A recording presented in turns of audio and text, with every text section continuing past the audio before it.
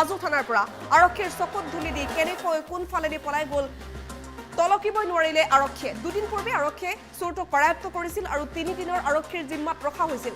আৰু চোৰটো দুদিন পূৰ্বে কৰায়ত্ব কৰাৰ পাছত কেনেকৈ পলাবলৈ পালে আৰক্ষীৰ নিৰাপত্তাৰ ক্ষেত্ৰত এতিয়া প্ৰশ্ন উত্থাপন হৈছে। 3 দিনৰ আৰক্ষীৰ জিম্মাত থকা কমলজ্যোতি পাঠক পলাল কেনেকৈ তাক লৈ প্ৰশ্ন উত্থাপন হৈছে।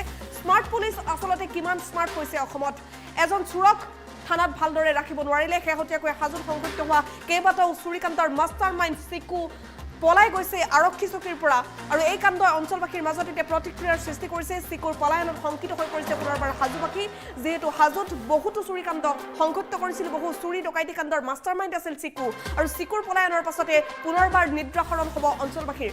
আৰক্ষীৰ তীব্ৰ অভিযান অৱশ্যে আৰম্ভ হৈছে। পুনৰ চিকুক বিচাৰি হাজো আৰক্ষীয়ে অভিযান আৰম্ভ কৰিছে হাজোৰ বিভিন্ন প্ৰান্তত।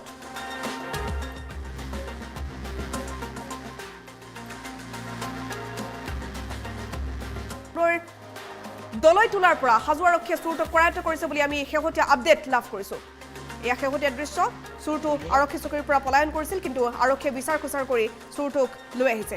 থানাৰ পৰা কিদৰে পলায়ন কৰিছিল আমি জনাইছোঁ ইতিমধ্যে আৰু শেহতীয়াকৈ চোৰটোক পুনৰবাৰ আৰক্ষীয়ে কৰায়ত্ব কৰিবলৈ সক্ষম হৈছে। এয়া নিশাৰ ভিজুৱেলছ আমি দেখুৱাইছোঁ। চিকুৰ পলায়নৰ পাছতে আৰক্ষীয়ে পুনৰবাৰ বিচাৰ খোচাৰ কৰিছিল, আৰক্ষীয়ে কৰায়ত্ব কৰিবলৈ সক্ষম হৈছে। দলৈ তোলাৰ পৰা এইবাৰ কৰায়ত্ব কৰা হৈছে চিকুক।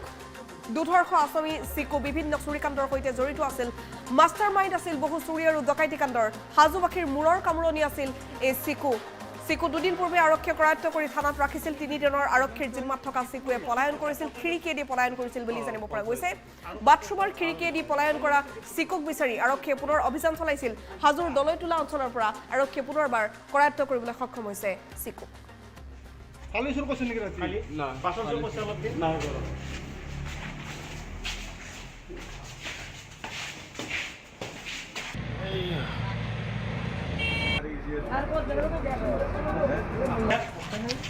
এইটো এই বৰুৱাবাৰী জংঘলত